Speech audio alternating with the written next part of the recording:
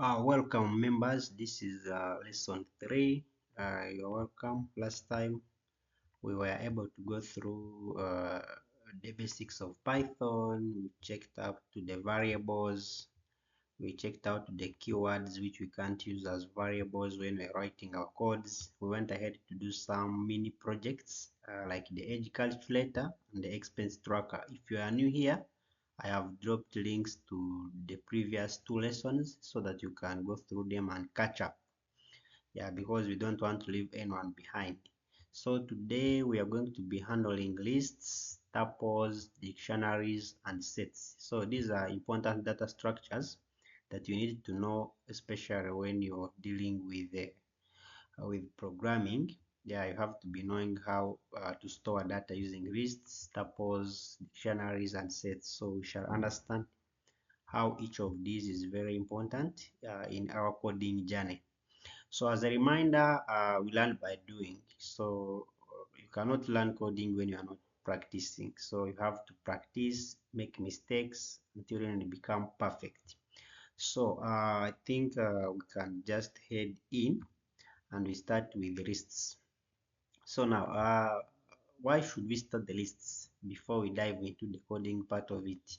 So in different systems, we often need to keep track of many things like names of employees, items in a shop, or songs in a playlist. For example, when you are making a system, probably like to manage a shop, you have to be having a list of all the items in the shop.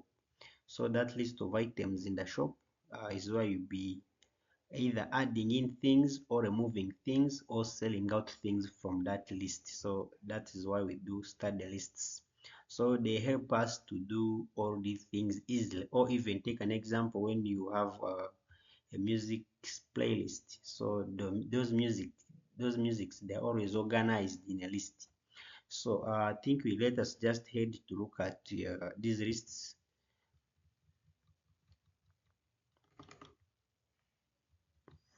Okay, sorry for that. We are going to look at lists. So now let us open up a folder where we can save our file. I have already done mine, lesson3.py.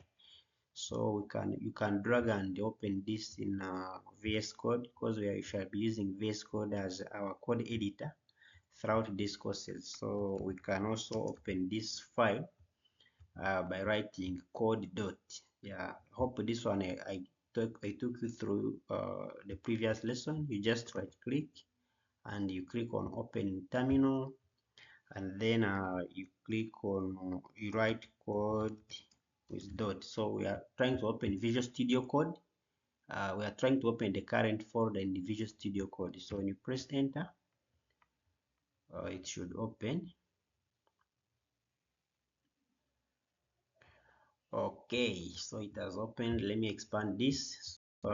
This is it. When you press Ctrl B, Ctrl B is to open the sidebar where you can be able to manage your files, adding in more files, adding in more modules or folders, all that.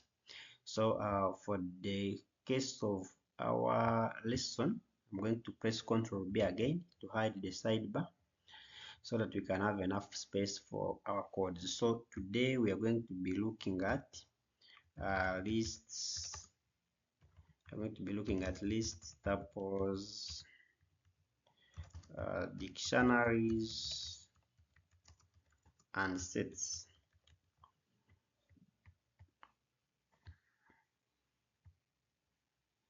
Yeah, so as last time we said, when you're writing Python code, sometimes you can add in a hash. When you start with a hash, that is a comment, which means that when you're executing this program or this code, the lines with the hash will not be read or will not be interpreted by Python.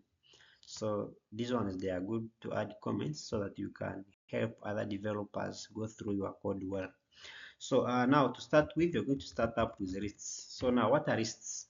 Last time we covered variables. So under variables, for example, you could have something like student equals I mean, like we could assign a variable to, for example, a variable called student. Maybe we want to assign it to to Kamate. Now, when we do this, it means that our name here, Kamate, has been stored in the variable called student, such that when we print student, it will automatically print on the terminal. Let us think Python is still loading here. That's why my PC is a bit slow, but it is catching up. So when we print student and we run it from here by pressing this button, I hope you are familiar with this. Running these small programs, you are now familiar with them. So let me just increase on my font so that you can be able to see very well. I think this is enough. Yeah, here I think you can be able to see. So when you run this, automatically we get on our terminal the name Kamate. But now, why lists become important is when you want to store a lot of students. How do we store them? So we store them in a list. So for example, when we have students and we want to store them, we store them using a list, and in the list when we use these angle brackets to store contents of a list. So a list can be able to store as many things as possible. It can store names, it can store values, I mean like integers, it can store Boolean data, all that. So we can have students. Let me just get a few names here. We separate them using commas. Can have John, can also have maybe Sarah, and lastly we can have Edina. Yeah, let me add another one, maybe Jackson. So when you're writing your code and you want it to fit on the screen, you just press Alt Z on your keyboard. This is Windows. I don't know the shortcut for Mac, but for Windows it is Alt Z. So after doing this, so here I have created a list of students. That is as you can see over here. So now when we print students, when we print students,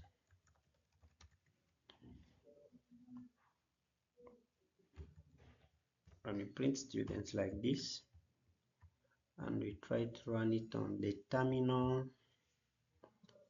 it is going to bring here the list of all the students. So this is how we deal with lists. So now as we are dealing with lists, we have many things we can perform on a list, because you know you can have a list of your items in a shop, a list of students. So we have very many things which we can apply on these lists. One, we have accessing items by index. So we can be able to access different items within this list using what we call index. So that is called indexing. So how do we make it? How do we do this? We do this by, for example, if you want to access someone at position 1 or 2. So when we are naming positions in programming, we do start from 0. So this one we say that it is at position 0, then this is at position 1, then Sarah is at position 3, 4, and so on and so on. So when you want to access students, then to access something, we use these brackets. Yeah, then maybe we put index 1. So when we say students index, then we put these brackets and we put 1, then we print this value here. When we print this, we are going to bring, we expect to bring John. Let us run the program and we see, yes, John. This is the list. This one, this is line 12 is done bringing John, because this other line, line 9 is done, which is bringing this list of students. We can just comment it out to reduce confusion. So that's how we access different items at different indexes. Yeah, then from there we can also be able to add items in a list. For example, here if we want to add another student in this list, what do? We just say students, then we put a dot. When we put a dot, we are trying to call different methods which we can apply on the list called students. We can append, we can sort, we can extend, we can reverse, we can remove, we can do all of these things within on a list. So when we want to add something, we use the append method. So we can append, and maybe we want to append someone called Andrew. So when we append like this, then we print students. We are going to find out that Andrew has been added. Let's run. So when we run the program, as you can see here, you can see that Andrew has been added at the end here. So that is something we can do on the list. The other thing, we can insert someone at a specific position. For example, when we say students, then we click, we put a dot, then we insert. Now we use a method called insert. So with insert, we first specify the position. For example, position at index 0, we want to add someone called, let me just get any name like Michael. So when we do this and we run our program, our program has run, but Michael is not there because we have not printed. We have just inserted, but we have not printed. Let me just copy line 15 and I paste it here. So when we print, you're going to find out that now Michael is the first person in our list. So those are some of the operations we can do on the list. The other things we can do on the list, we have removing items. Now to remove items on the list, removing items on the list, we just need to say something like students dot. Now we got a method called remove, and we put brackets, and we can specify whom we want to remove. For example, we want to remove John. So when we want to remove John, when we run, wait, I didn't print, sorry, print students, then let's run. So when we print, you're going to find out that we don't have John in our list. So that's how we remove items from the list. The other thing, we can remove last item in a list. So how do you remove last item in a list? For example, we want to remove, what is our last item here? Our last item in our list, as we can see here, is Andrew. So when I want to remove Andrew from the list, we just we write students, we put dot, we use pop. So when we use pop removes the last item in a list. So when we print back students, we're going to find out that Andrew has been removed from here. Andrew has been removed.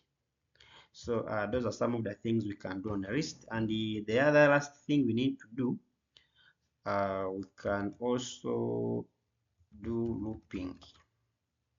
We can loop over a list. So I think we have not yet covered looping in previous lessons, but still we can cover it from here because it is an important aspect to learn in Python. So what does looping do? So looping, to loop through a list. Where is our list? Let me just make another list, like for example for fruits. And fruits, you can just assign it to different fruits, like banana. You can have pineapple. Sorry, these ones have to be in quotes, either double quotes or single quotes. We can have something like mango, and finally we can have something like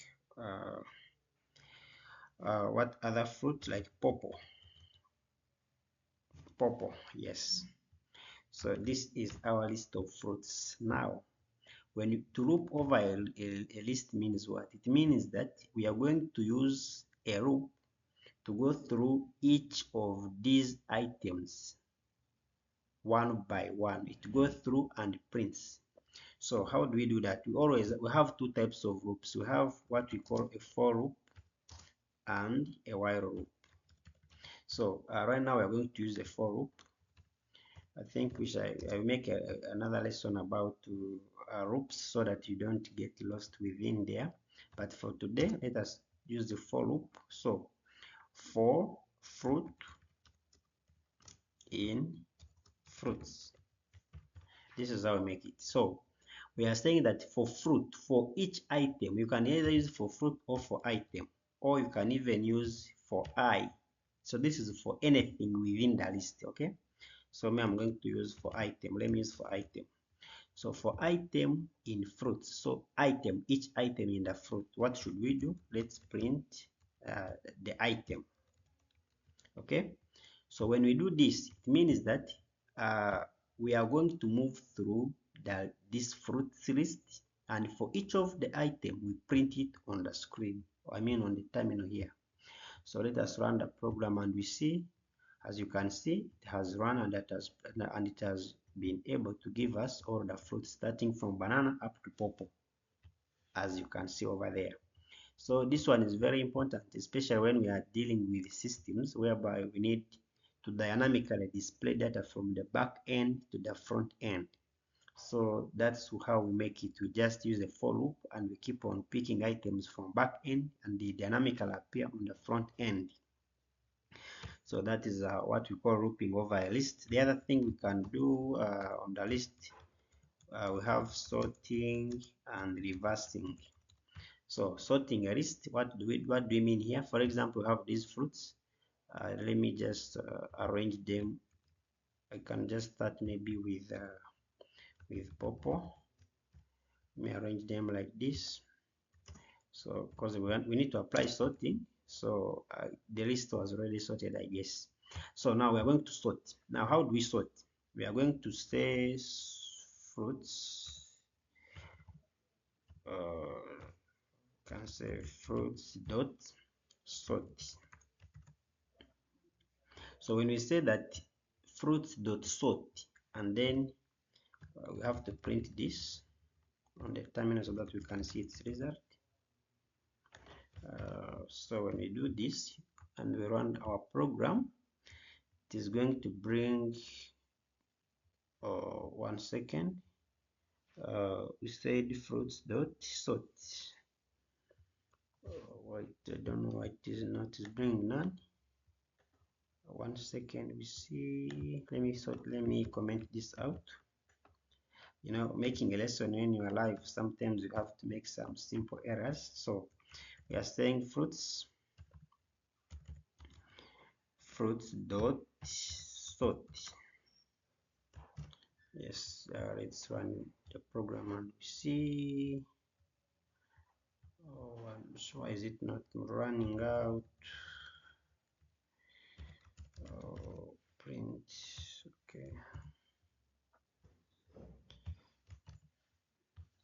Let's run.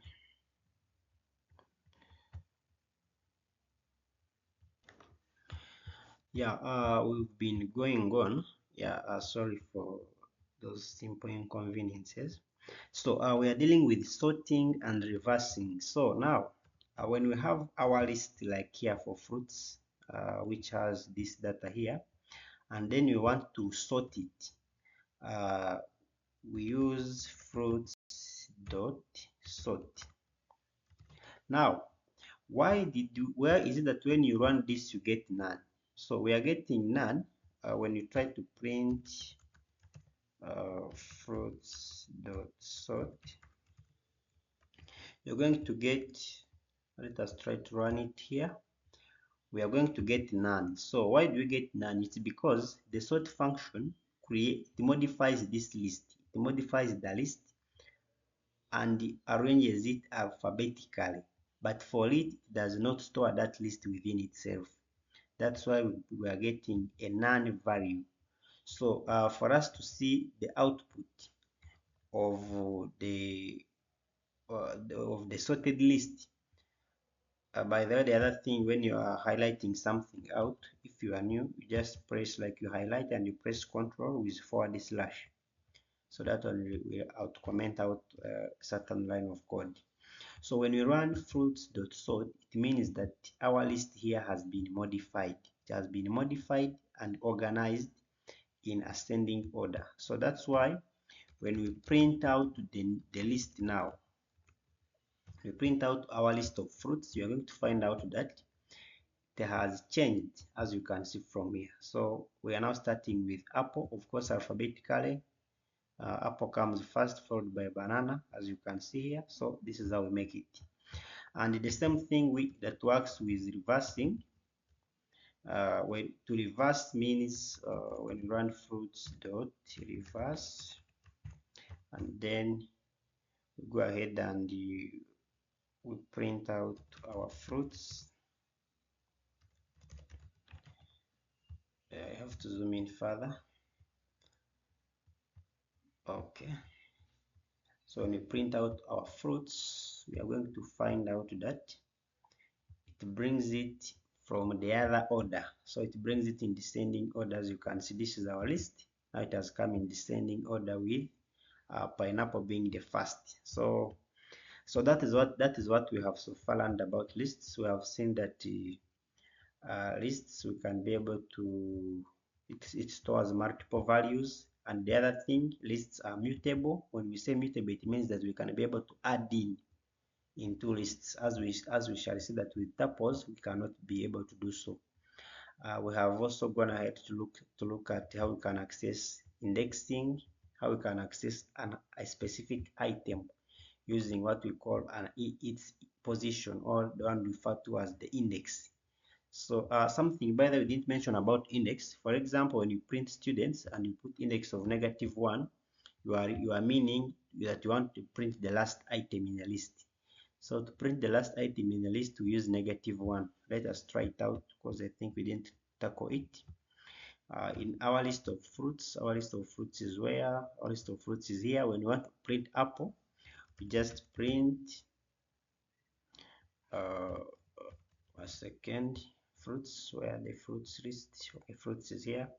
So we can save fruits, then we access index at -1. So when we access index at -1, and then we print this on our terminal, we are going to come up with, should expect apple. Let's run and see. Let me first highlight out these other codes by pressing Ctrl with /. So when you run it, you can see we are coming up with apple. So that is how we do it. So we've looked at indexing, we've looked at how we can append, how we can insert at a specific position, how we can remove items, how we can remove the last item using pop, how we can loop over in a list. We have seen the sorting and the reversing. So that is the basics we have looked at on lists, and this concept is very important, especially when you reach into designing programs. Very soon we shall be designing programs. You will find out that you will be needing lists to store different items you are working on. You are storing people's usernames, people's passwords. And something else we can do about lists, we can check if an item exists within a list. For example, if you want to see if maybe a fruit like banana exists within fruits, we can be like print, then it will be like banana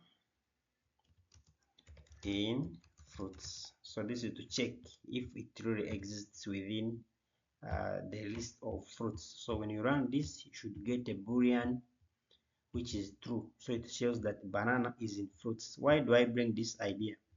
This one, it helps us when we are trying to allow users to log into systems. So you have to check whether the username is in a list or is in your database. So we use such a kind of functions.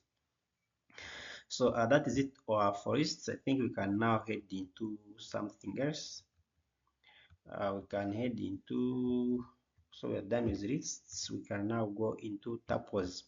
So now tuples are similar to lists, but the only difference between tuples and lists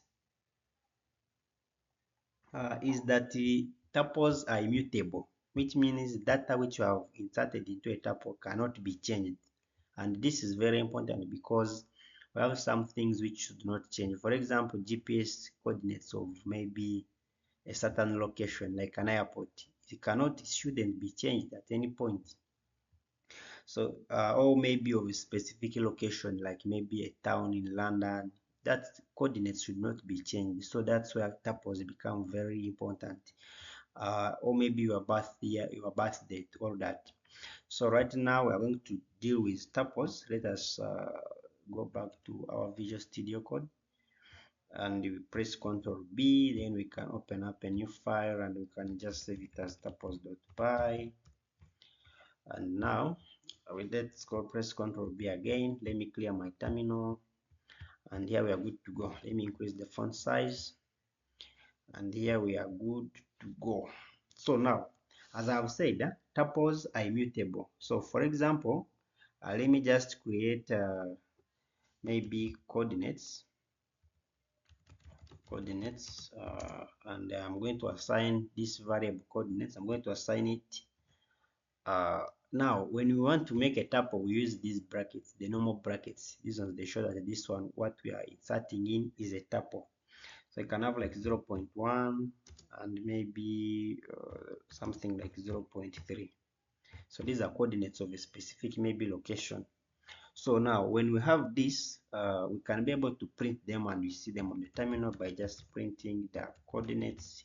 It is very easy.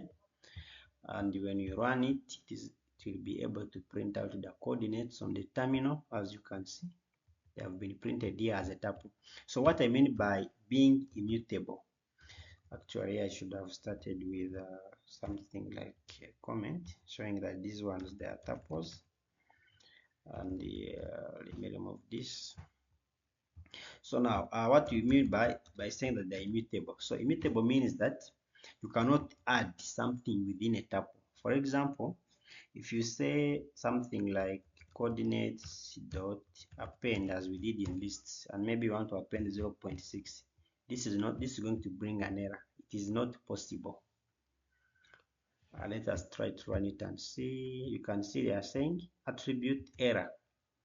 Tuple object has no attribute append, so you cannot add something in a tuple. That is something which you have to take note of.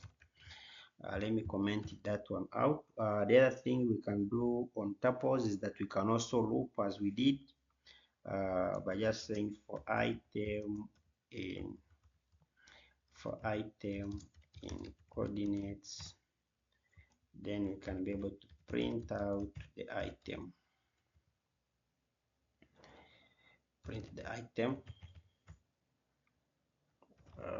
Okay, so when you run this, it should be able to print them, as you can see over here. So most of the things that are like we do from lists can be done on tuples. The only difference is that you cannot add something into a tuple. That's the only difference. Other things are almost the same.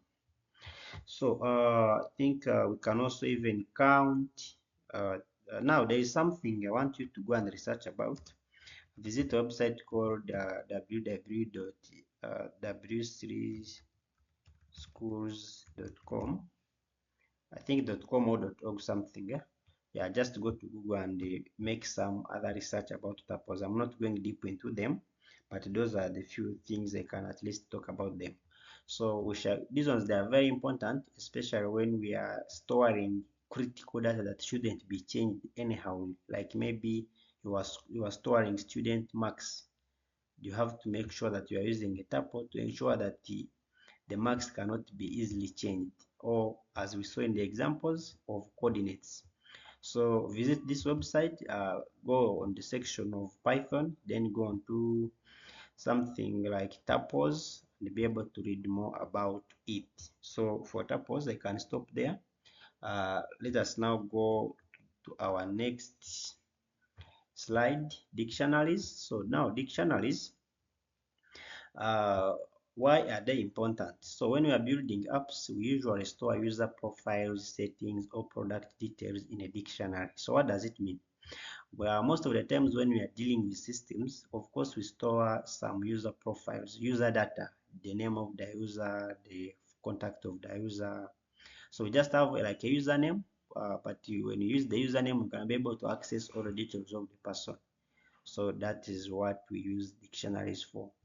Or even storing settings, or even product details. Like maybe you have a product, It could be like a shoe or a car, but you want to know the model, when it was released, all that. So store them in a dictionary.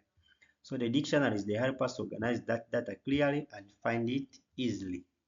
So when we go back to Visual Studio Code and we open up a new file and we call it dictionaries.py, and press Ctrl B again, and we can clear our terminal.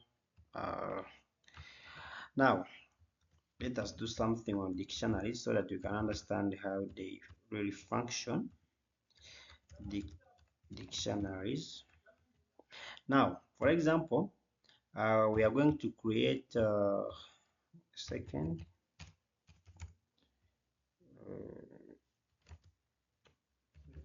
Let me see why it's not.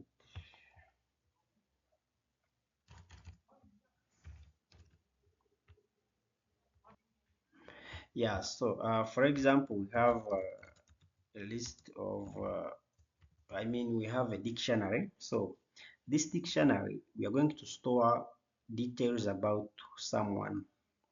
A dictionary will normally use these kind of brackets. Yeah, the set brackets. These are the ones with the blade. They are called, there's what they call them.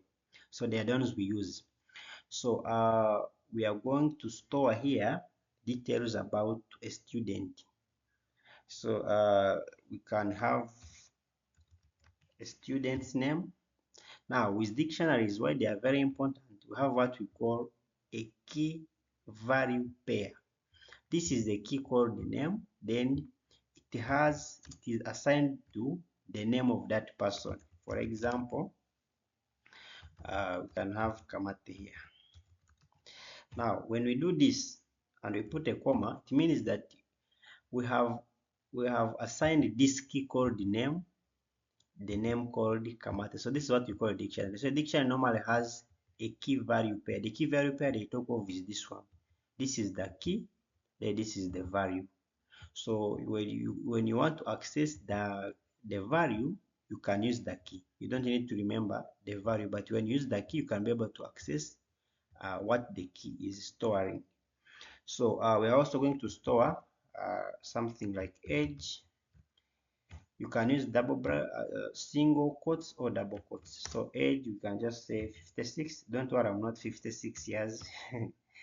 Then we can also go ahead and we store something like location, and location we can assign it to Dubai. So now when we have this is what we call a dictionary. So it has a key and a value, a key and a value. So when we are storing data about someone, you can be able to store them in this format. So what can we perform with dictionaries? And as I've said from the previous slide, as you can see, they are very important to store user profiles. So like this one can be my user profile, my name, my age, my location, and other details as you might need. So with dictionaries, we can be able to add in something or even update. We can add in a key and a value, or we change what is already there. For example, let me start by printing out the dictionary and you see how it is going to be looking like on the terminal. So when you print student,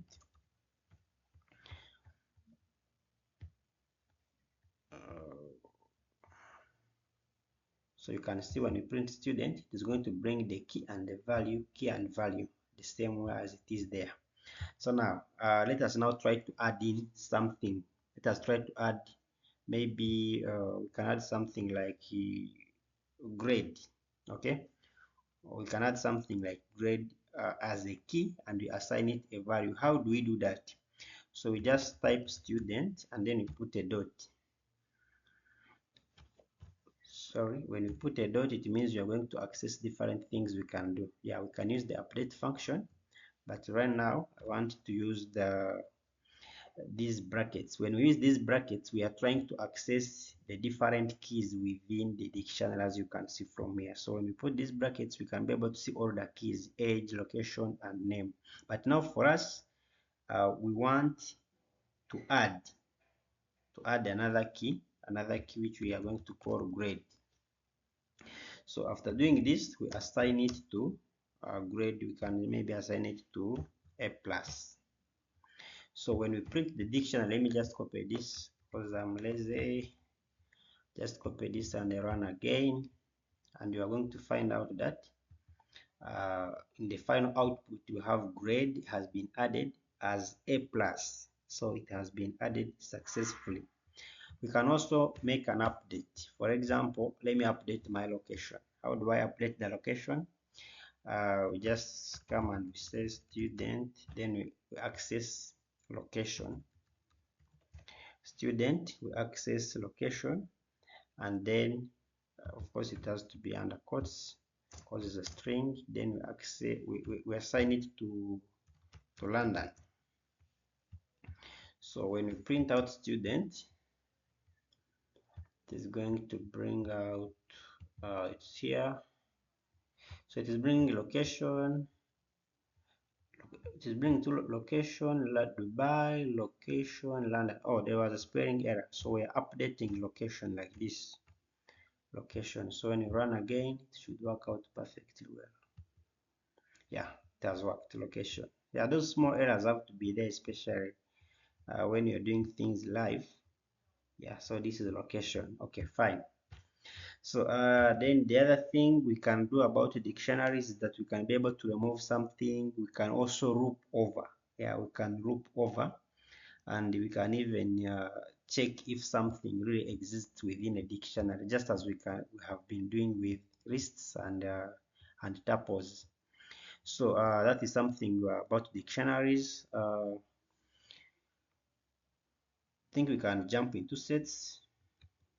So under sets, now the sets, they help us clean up data, compare lists, and make sure we don't count the same thing twice, like removing repeated tags or checking who is registered in both groups. Yeah, for example, yeah, you might be having two football clubs, maybe A and B, and you find some people are registered in both. So how do you get rid of that, or how do you know that the ones who are in both? It is by using sets, because you know with sets in math, it has what we call the intersection. So the intersection is the one which is going to help you know that this person is from both sides.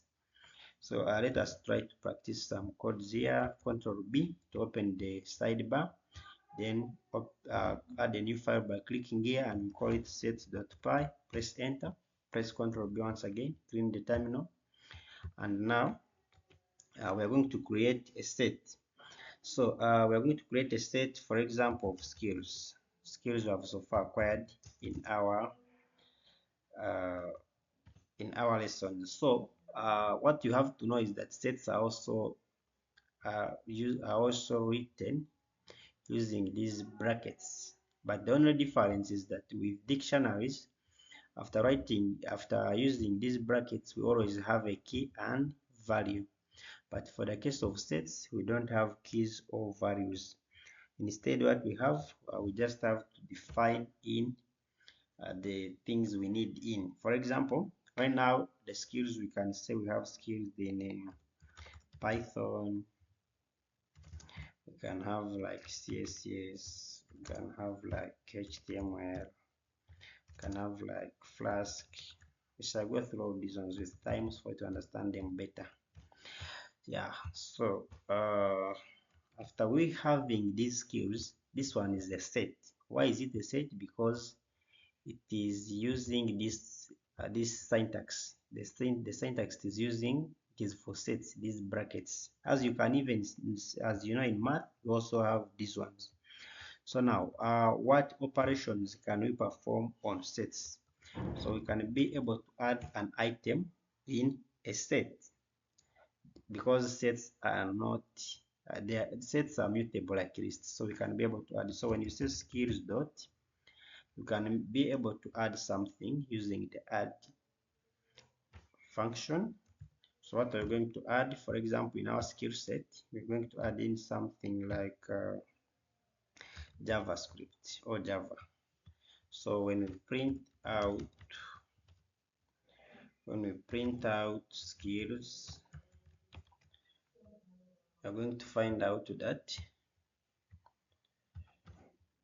Let's run the program and we see. So you can see that we already have, let me see, skills.add Java. I already have Java already. Java is already added here. So that is one of the things we can do is sets. So we can be able to add. We can also be able to remove, as we did with the sets. We can remove, let's for example remove HTML. We just say skills dot. We access remove skills remove. We can remove something like CSS. Then when we print, let me just copy this line for printing and paste it here. And when you run, you'll find out that CSS is not inclusive anymore. The set is here without CSS. Okay, so that is something also which you have to take note of. We can also check if something is existing, just as we did, to check whether something is existing within a set. So how do we do that? For example, so this one is checking. We can do something like print brackets. Let me check our list here. We have Python. Okay, let's check if Python is there. Python in skills. So if it is there, then it should bring a true value. It should bring a true value. Let's check here. Yeah, true. And if you say Python not in, so it means that it is going to check whether Python is not in skills. You know, Python is an easy language, just like English. That's why when we are writing complex programs in front here, you'll be able to find out that Python is the simplest, one of the simplest languages, and one of the high marketable languages, because it is the one which is used to make different modules of AI, as I think you saw, as I introduced in the introductory part of this playlist. So something we cannot forget we can't forget to talk about is something like set operations. So set operations, as we said, you know, they help us figure out the union, the and. For example, here we have backend. If we have backend as a variable, as a set of maybe backend skills, you will have like Python. You can have something like Django. You can have something like Flask. You can have something like PHP. So this is a set. Let's press RTZ. Then we do this. Okay, fine. So this is front, this is back end. Now here we have two sets. We have back end, which is here, and we also have skills. So as you can see, we have some data that is in both skills and is in back end, such as Python. Python is in skills and is also in back end. So how do we get that? How do we get that union? This is not union, this is intersection. How do we get the intersection now? Now, to get the intersection within the set, what we do, we print skills, then we use and Python and backend, sorry. So what this is going to do is going to look for skills in the list of skills, in the set for skills and the set for backend, and then it should be able to bring out those members which are the intersection. So for this case, we expect Python. Let's try to run and see. Let's run the Python file. Something is loading here. That's why I think it is not running. Let's give it a second.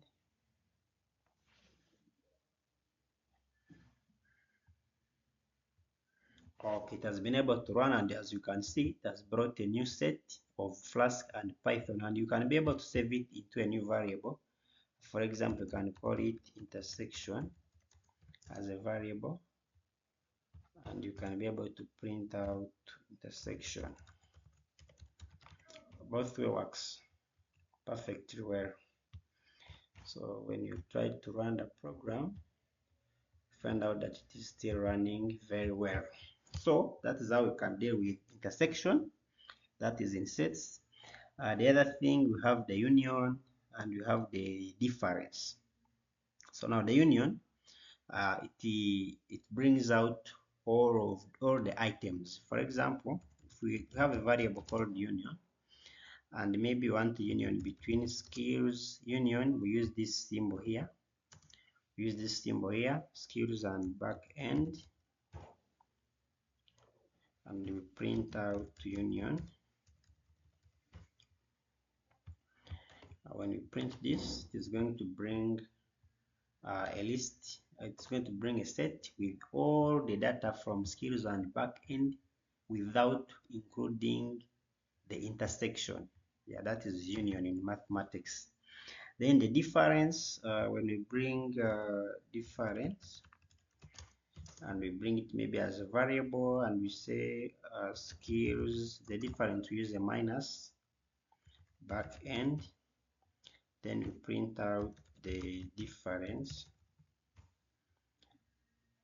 When we print out the difference, print difference, print out the difference, and we run, it should be able to bring.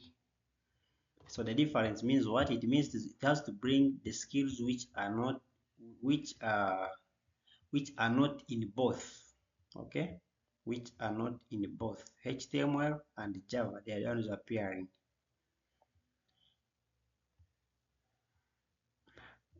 Wait till it's difference. Yes, exactly. So that is it for sets. So the other things, of course, you can learn about sets. That's why I do encourage you to visit w3schools .com or .org. I don't remember the exact domain exactly, but it's either .org or .com. So you visit that website and then learn more, because now in our next lesson we shall be handling projects, and some projects we might apply some skills which are not here. So today I've gone through many things. I've been able to see lists, we have seen tuples, dictionaries, and we have also gone ahead to look at sets. Now, what should we expect in our next lesson? So in our next lesson, we are going to be now wrapping up all the knowledge you have gained, because in our lessons 1, 2, 3, 1 and 2, we were able to go through different things. We're able to learn very, very many things. So lesson 4 should come up and cover up. So we are going to build 4 projects in our lesson 4. So don't miss out these projects. One will be a student report card generator, which is going to help us now internalize and analyze all the things we have learned about dictionaries, lists, because we shall be using dictionaries to store the students' names. We shall be using lists to store their subjects, all that. So we shall be going deeper into understanding all of those things we have so far covered. We shall also be able to build a simple banking system which can allow users to make deposits, withdraw, store data, you see, all that. Then we shall also have to make an inventory management system for a small shop to know how we can deal with these things concerning a shop, like you want to add items, you want to remove items, popping them, appending, all those terminologies shall be handling them. And finally, we shall also be able to do some data insights dashboard. So this is majorly for people who are interested in data science. We shall be able to build a small model over there, then we go through it. So that is what we shall cover in our lesson 4. So thank you for watching. Don't forget to subscribe. See you in lesson 4.